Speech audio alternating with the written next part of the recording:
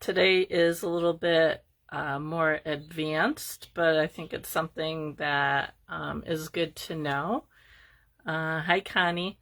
It'll be fun. We're going to talk about using a reverse needle, and we're going to put long hair, show you how to plait long hair onto a project. And then if we have time, I'm going to touch on glues and waxes. I got them out if we have time because I don't think the others are going to take very long. So I thought we could throw that in as well. And if we do that, then next week will be about 2D felting. And then we'll be done with our back to basics unless somebody has another question on something that they want to learn about if I know how to do it. So we shall see how much time we get today for all that. So I think we'll start with the reverse needle because that one's going to be the quickest one to show you. So if I can get the needle out. So you're not going to probably be able to see this very well, but I will try and show you. So I have this needle here is a regular needle. And then this one underneath it is a reverse needle. And I don't know if you can see the barbs that are on there, but what happens with a typical needle, the barbs are slanting in. Let me see if I can demonstrate this. The barbs are slanting in this direction. And so what happens is when you go into the wool catches on that little barb and it gets pushed down and it conjoins with the other fibers that are there. Now with a reverse needle, the barbs are going in the other direction. So they're going in this direction instead of this direction. And what happens here is when you poke it into the wool, you will see that it will go in really easily.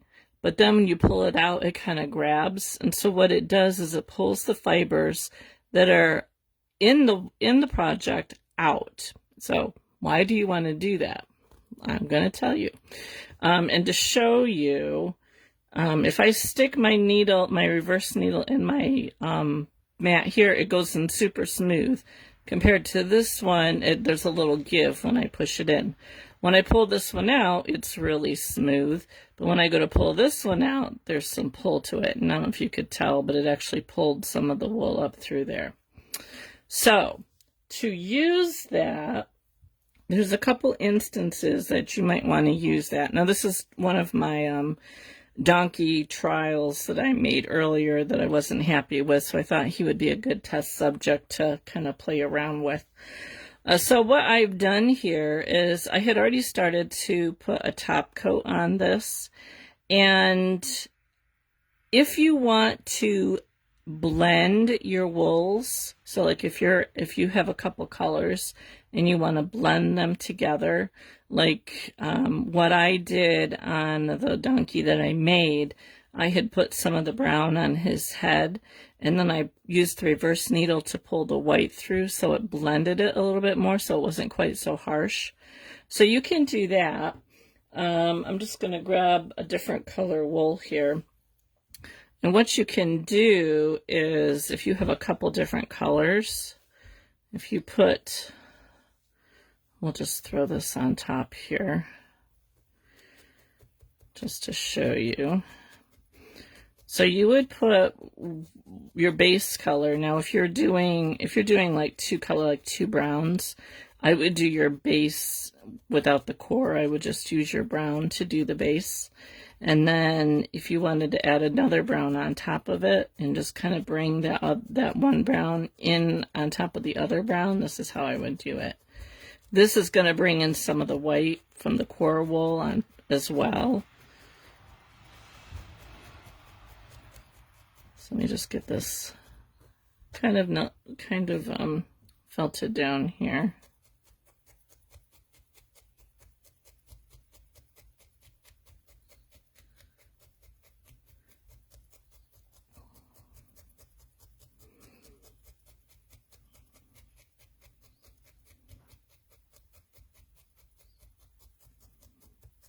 Okay, you want to make sure it's felted pretty good. Now you can do this with longer fibers as well. If you wanted to pull out longer fibers to make more of a hair-like project, you could do that. My friend Chantel with Fuzzy Fiber Art has a tutorial with a little hedgehog, and she used the reverse needle to pull the fibers out to give it the little spiny things on the hedgehog.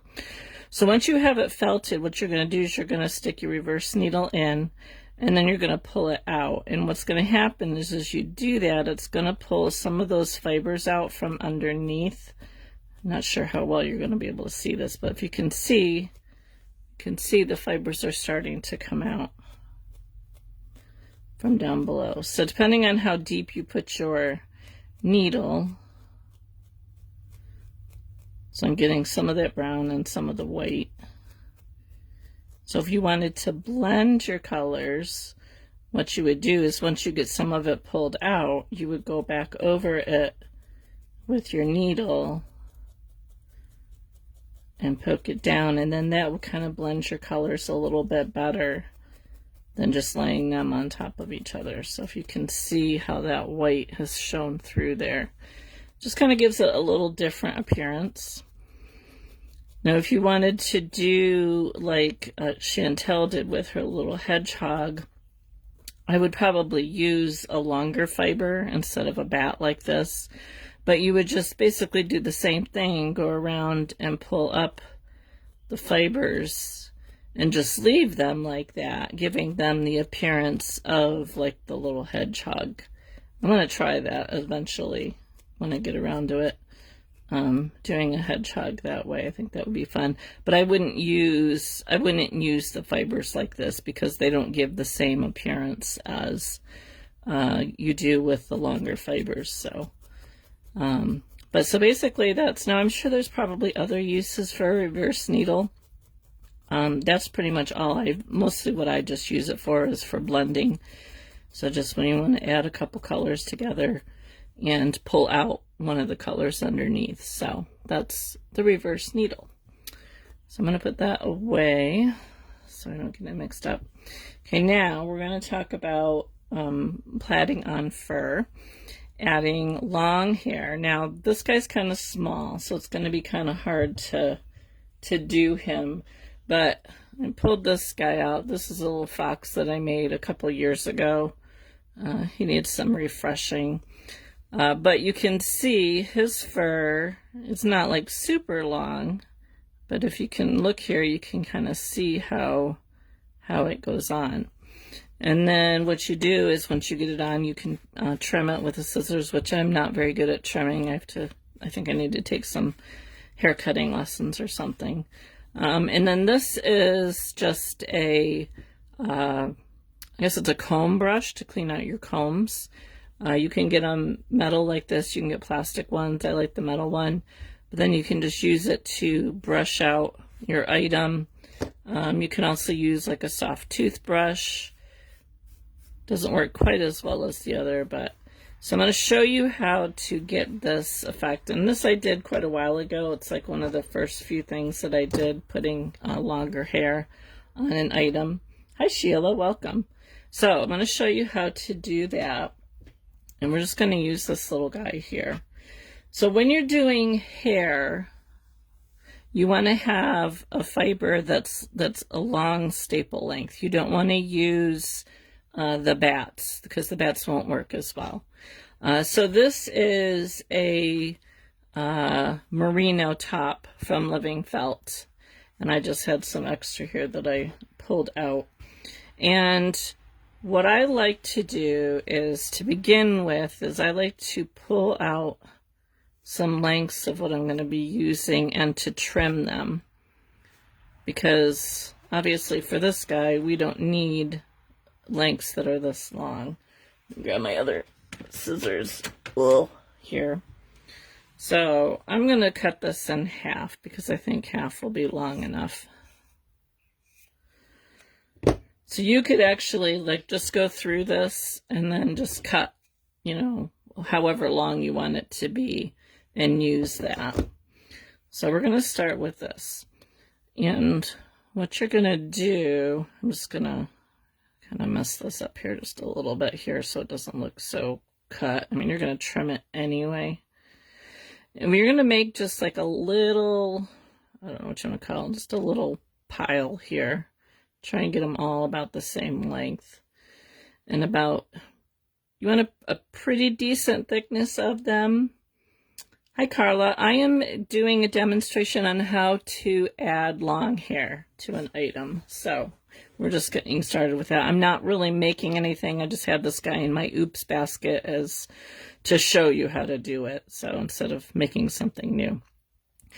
Hi Zelina. So you always want to start from the bottom and work your way up, or from the back to the front, just to get a good layer. So if you think about, think about your hair. If you're getting a haircut, they cut it from the bottom up as they're cutting it. So you want to do the same thing when you're layering it on. So I just have a nice little thin layer here. And what I'm going to do is I'm going to felt across the middle of it. So I'm just going to hold it down here. And I'm just going to run. Oh, you're welcome, Barbara. Thanks for joining us. So I'm going to run the needle across the middle, like so. Get it good and felted. Okay, then what you're going to do is you're going to take this top layer and you're going to fold it down. Yeah, it's just demonstration, that's all it is. It's the fiber that I had readily available, so so then you're gonna felt just a little bit over that you just folded over. Like so. Okay. Then you'll take your next pile here. This is actually a little bit more than what I want, so I'm gonna mess it up a little bit. And you take the next one, lay it right next to it, do the same thing, felt across the middle.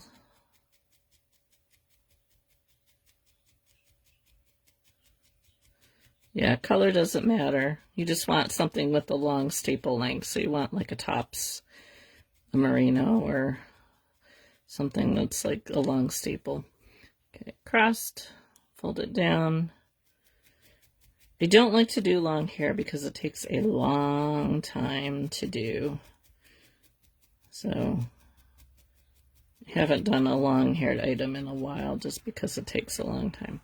Okay, so we got the first layer. I would keep going across. So we get the first layer. So now the next layer, we're going to go just a little bit above that. So I'm going to take my wool and I'm going to start to felt probably like about 1/4 of an inch above that. So I'm going to lay this on here. This is actually the tricky part, is not going too far up but not being so close that you're just kind of doubling your efforts here. So between 1/4 of an inch, depending on your project. If you have a longer hair project, a bigger project, you could go more like 1/2 an inch. So I'm going to do the same thing. And make sure you get it nicely felted. I'm using a 38 triangle here.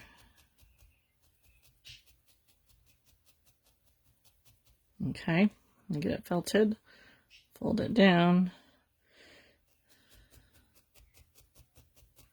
And I was going to show you how far it was. So as you can kind of see here, there's probably about 1/4 of an inch there. I'll lift it up once I get it tacked down.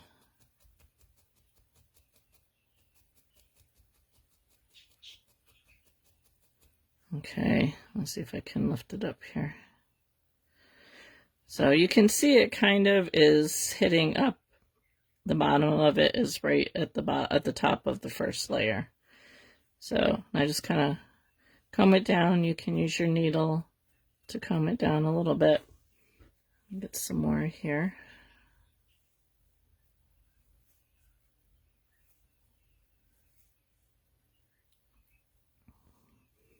Put the next layer right next to that.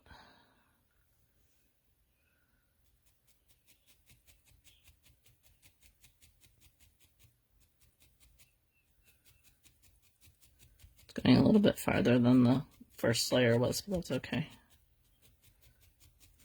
I'll probably, when I get done, just pull all this off.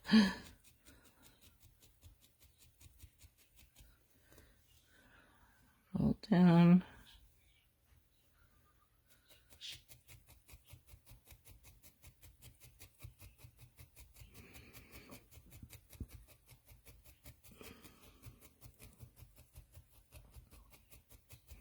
Like so. So you're just going to keep going on up whatever it is that you're making. And this is why I like to, when I'm doing a project like this, I like to go through and cut a whole bunch of, 1 inch or whatever size pieces that you're doing to have them ready to go, so you can just pull them and get them in. The thing you want to do is keep your piece nice and flat. Don't bunch it up like this to attach it, because then you're going to end up with these little bunches everywhere. So keep your piece nice and flat and pretty even if you can. It's not a big deal because you're folding it over.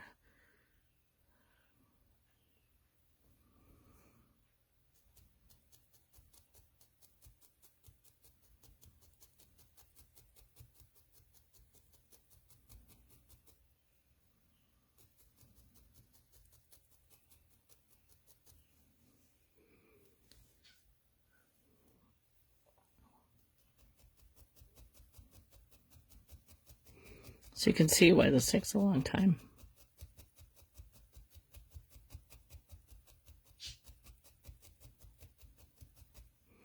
Plus, it also is a lot of, there's a lot of waste, but not, because you can take whatever you cut off and just throw it in your bin to use in the center of another project. Sorry, Sunny's being a little loud this afternoon. Okay, so we're going to say you go up all the way up and do this. And then you need to trim it because obviously you probably don't want it to be super long. And this is where I am not a hairdresser. But I'm just going to use my smaller scissors here. But then you would trim it to whatever length you want your project to be. So if you're a better hair cutting than I am, and depending on how long you want it to be, and actually using that comb cleaner that I showed you actually really helps when it comes to brushing it out. So depending on how thick you want it to be.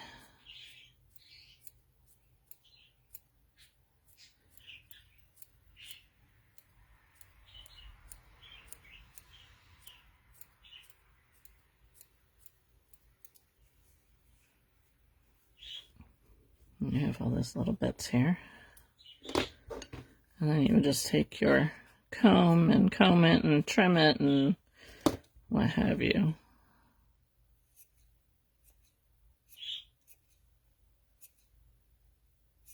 If you have any hairdressers in there, you're probably laughing at me, I'm sure.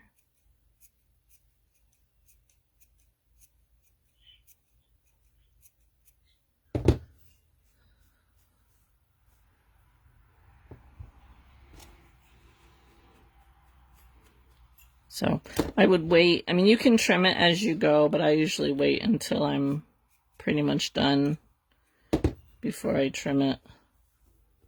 I've watched some people who trim it as they go. You are going to pull some out. You can see I got some that come out on there, but if you felted it well enough, it shouldn't be enough that will make a difference on your project. So that's pretty much how you apply long hair to your project. And you can see it takes a very long time. So I avoid it at all costs, but There you go. So that's applying long hair. So that went really fast, which I knew it would. So we will talk about some glues and waxes next. Let me just kind of get some stuff moved here out of the way. Get some other stuff. Okay, so when I first started needle felting, how would you finish the top? Oh, you would just keep going. So depending on, so what I would do is I would probably keep doing it this way until like about here. And then what I would do, I'd do the other side. And then what I would do is I would do the back going this way. So I would start back here and do the back going this way. You could actually even kind of do this as you get up onto the side, do it more at an angle, which would give it more of a natural look. So you could do that. You just kind of play around with it to get an idea of what direction. I try and think of, think about your dogs or whatever, how the hair grows. And that's how I try to do it. Think about, down here, your hair is going to go like this. And then up here, it might actually go more like in this direction. And then across the back, it's going to go like this. So that's how I would go, up across and then like up on if you're going to do the face, I would start here, move my way up to the top of the head, and then, hi Mavis, and then the front of the head I would do from here up. Normally, depending on what you're making, if you're making like a dog, you might do the face too. But you'd kind of go in this direction as you're applying it. On the belly, if you're going to do the belly as well, I would start back here and move forward to apply it and go this way across the belly. So I would actually, if I'm doing the whole animal, I would start with the belly, do the sides, and then do the back up the neck. That's how I would do if you're doing the whole animal like that. Okay, any other questions before we move on with the long hair? Maybe she'll have to go back and watch the replay for the lowdown on doing the long hair, but it didn't take too long. So if we have no more questions, we'll talk about glue and waxes next. So when I first started needle felting, I did everything with wool. I didn't use glue. I didn't use wax or anything. And then the more I got into it, the more I started experimenting with other things. And there's a lot of different ways you can do it. And basically, it comes down to what is your favorite. Okay? Why use wax and glue on a needle felts project? Well, basically, it helps to hold your fibers together when you're doing something little, like these hands, like the beak here that I did. And you can use either glue or wax. Kind of does the same thing. I just find that glue is a little bit easier to work with in some instances. So I would use them for little things like this. So the fingers, birds, I didn't use it here. I just used the wire on this guy. But if you wrap your wire, then you might want to use it. Just kind of holds it together better and keeps it from unraveling just because it's so small. So what I like to do when I am doing something little like this is I will wrap the wire really thinly, and I will actually, sometimes I'll take some glue and put it on the wire and then wrap it, and then I'll take more glue and just kind of squish it over the top again. So let me show you, I have a little box here of just some wires and stuff, little wires and that. See if I can find something here. Okay, so here's just a little wire.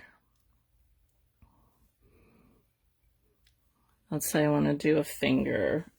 I'll grab my pliers here and squeeze this together.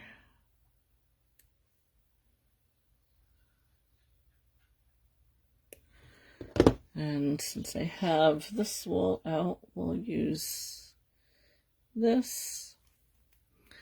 So you can use pretty much any glue. You could use a tacky glue. You could use Mod Podge. I like to use this art glitter glue. You could use E6000, but I wouldn't use it for this. But we're going to use this as the art glitter glue. I just have it in a smaller bottle here. I probably should have grabbed a baby wipe. So I'm just going to coat the end of the wire to make it a little bit easier to adhere the wool to. So you're just going to take a really thin strip of your wool, and we're going to wrap up the wire.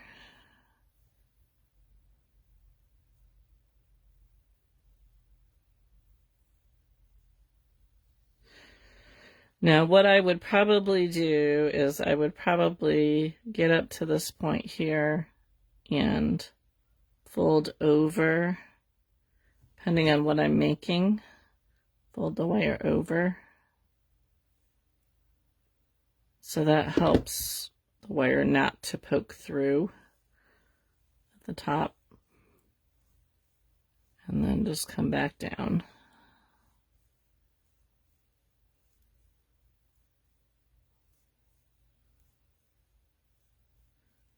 And I'm going to just pull this off, so we're not going to do the whole thing. So once you have this on here, here's the problem that you run into. If you don't do anything, it can start to unravel. Now you can take your needle and try and needle felt that, but it's so close to the wire that it's really hard to do, to get any kind of effectiveness, because there's just not much there. So to keep it from unraveling, you can take your glue and just run some over.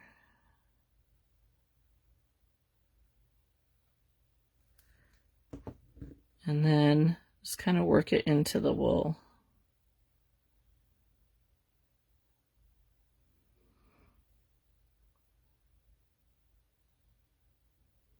Now, I like this glue because it dries clear.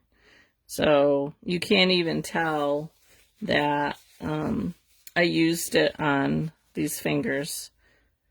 You can kind of feel that it's a little stiffer than if I hadn't used it, but it's going to keep those fibers all at bay so they're not coming unraveled and flying all over the place. So I prefer to turn the wire. I know a lot of people wrap it around. I just find it's easier for me to turn the wire, but sometimes I will wrap it around. There's no right or wrong way to do it. It's whatever works best for you. So, I know a lot of people will wrap it around. I kind of tend to prefer to spin the wire, but like I said, it's whatever works best for you. There's no right or wrong.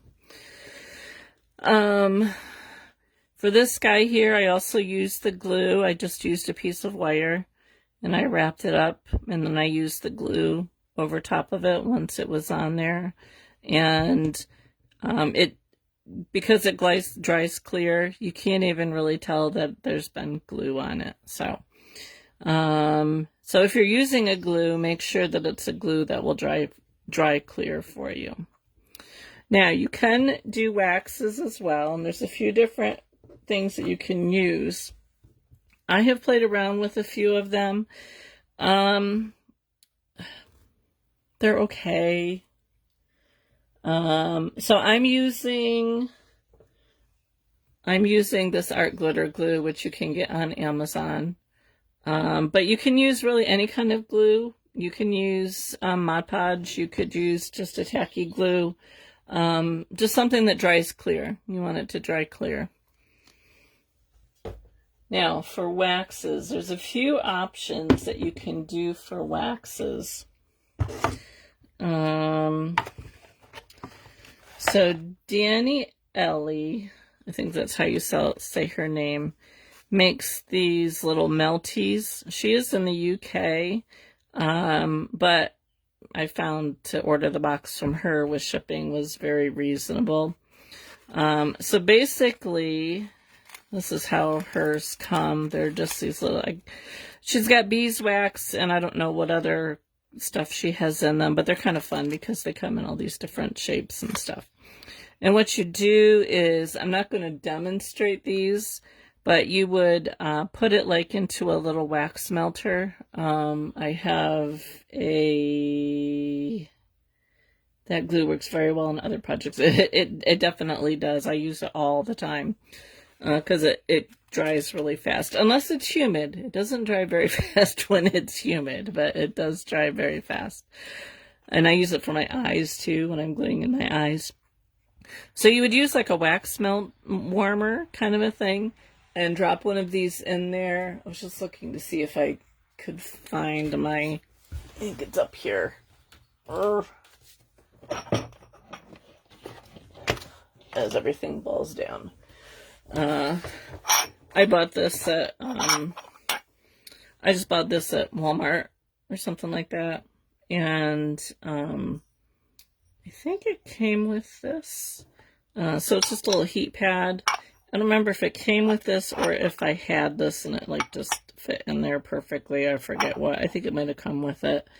So you would just melt your wax in there, and then using like a paintbrush, where'd my little thing go here? Using like a paintbrush, you can kind of paint it on, and then you can work it in with your fingers. I just find it's more messy doing it than using the glue. And it's like you get it, a lot of it will kind of flake off a little bit. But I know a lot of people who like the wax. It can also give you, like if you're doing bird's feet, can kind of give it like a shiny appearance. So it's, actually looks more like bird's feet than just using the glue. So, that's an option. I've messed around with trying to make my own, but they didn't work very well. So you can also, tint these. Let me see if I do. So like if I were doing a bird's feet that had black feet, and I didn't want, and I mean, now you can use black wool, obviously, but the wax on top of it is gonna kind of change your color. So I have these, I think they're used for like, if you're gonna emboss something. I happen to find them, I don't know, at Hobby Lobby or Walmart or something like that. You can cut off a piece of this and melt it in with that, and it'll give you a black wax. So you can do that as well. I've done that before. So that's one option you have if you want to use the waxes. Another option is, so there's Power Wax. However, from what PowerTex Power Wax, you can see that. From what I understand, they changed the formula of this, and a lot of people don't like it. I never used the first kind, so I can't compare the two of them. I don't know what the difference is.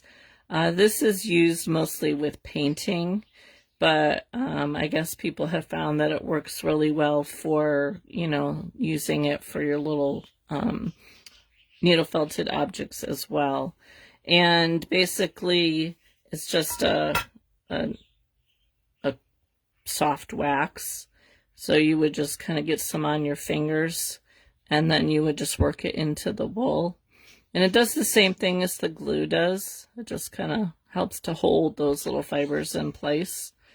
I've used it a few times, and I think it works okay. I don't know what the complaint is. I don't know if there's anybody on here who's used the combination of the two different formulas what the difference is between the two of them, but I know Serafina used to carry this and she won't carry it now. But I remember seeing something that they were changing the formula back. I don't know. To me, it is what it is. So I don't use it very often. Before, when I couldn't get the Power Wax, I actually came across this Dorland's wax medium at, I want to say Michael's. Yeah, I think it was Michael's. Similar to the Power Tech stuff, cheaper. Again, it's a, hi Shari.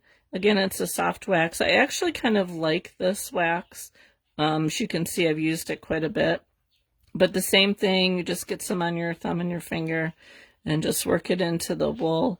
And when you let it sit for a day, it actually gets hard, but, you know, not like wire hard, I guess you would say.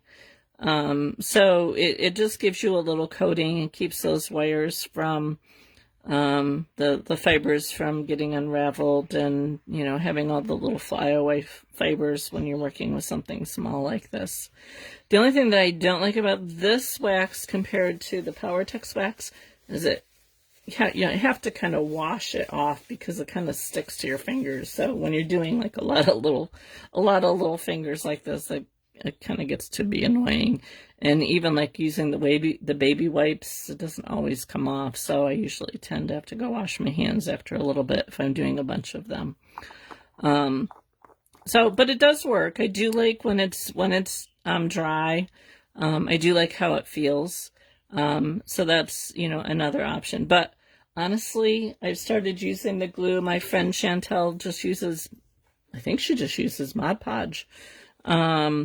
And I just find using the glue works just as well. And like, I'm very happy with how the fingers on this little guy's hands came out, using the glue. So, that's pretty much the only time that I use the glues is for something little like this, other than, you know, gluing in eyes and stuff like that. Obviously, you're going to need a glue there. But for doing little things like this, so little hands, bird feet, trying to think if there's any other, beaks, you know, if you're doing a beak like the hummingbird here. But even so, I mean, I only used it for this beak just because it's long and thin.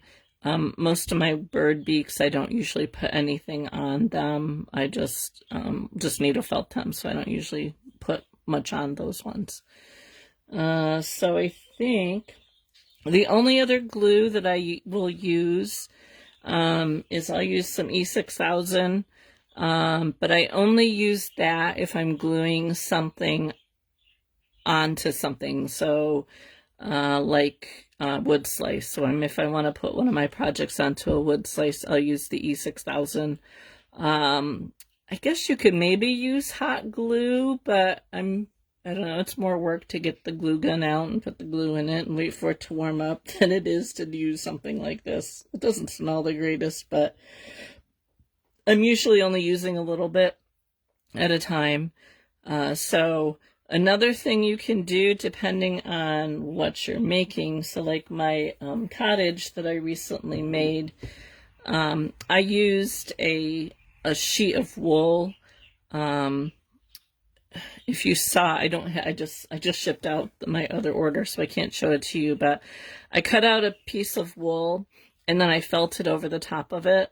And then I used needle and thread to attach the house to the base. And then I used another piece that I cut out to glue to the bottom to keep, so you couldn't see the threads where I sewed it to the base. And so I used the E6000 to glue that to the bottom, just to give it a finished look on the base of it. So, but that's pretty much about the only time that I use the E6000 is if I'm gluing it onto a base. But so yeah, so I think that's pretty much it. Look at that, 45 minutes and we're pretty much done. So give the long hair a try. I know Trina sent me a picture of one of the dogs that she made using the long hair. It's definitely a labor of love to do that because it does take a long time to get it all on there, especially if you have a bigger project. So, but yeah, so if there's any questions, feel free to pop them in the comments and I can try and answer them for you. Other than that, I think next week we are going to go with 2D felting, and that will be the last in our Back to Basics series, unless someone has something else that they've come up with that they'd like to learn.